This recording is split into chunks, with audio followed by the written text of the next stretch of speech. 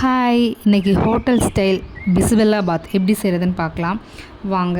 என் ஸ்டைலில் எப்படி செஞ்சுருக்கேன்னு நீங்களும் இதே மாதிரி செஞ்சு பாருங்கள். உண்மையாக இந்த ரைஸ் செஞ்சிங்கன்னா வீட்டில் எல்லாருமே உங்களை பாராட்டுவாங்க. அந்த அளவுக்கு டேஸ்ட்டு வேறு லெவலில் இருக்கும். இதுக்கு நான் கேரண்டி. ஃபஸ்ட்டு வெங்காயம், தக்காளி, கேரட்டு, அதுக்கப்புறம் பார்த்திங்கன்னா மாங்காய், அதுக்கப்புறம் கத்திரிக்காய் போட்டு நல்லா வதக்கிட்டு மஞ்சத்தூள், மிளகாய்த்தூள், சாம்பார் பவுடர், தனியா பொடி மட்டும் ஒரு 6-7 ஸ்பூன் எக்ஸ்ட்ரா போட்டிங்கன்னா சூப்பராக இருக்கும் டேஸ்ட்டு. சாம்பார் ரைஸ்க்கு தனியா பொடி தான் அந்த ஒரு ஃப்ளேவர் எடுத்து கொடுக்கும் உங்களுக்கு. அதுக்கப்புறம் 1க்கு 4 கப்பு தண்ணி ஊற்றிட்டு முருங்கைக்காய் மட்டும் லாஸ்ட்டாக போடுங்க, அப்போ தான் நல்லாயிருக்கும். அதுக்கப்புறம் தாளிச்சிட்டு தேவையானது கடுகு, சீரகம், முந்திரியெல்லாம் போட்டு தாளிச்சிடுங்க.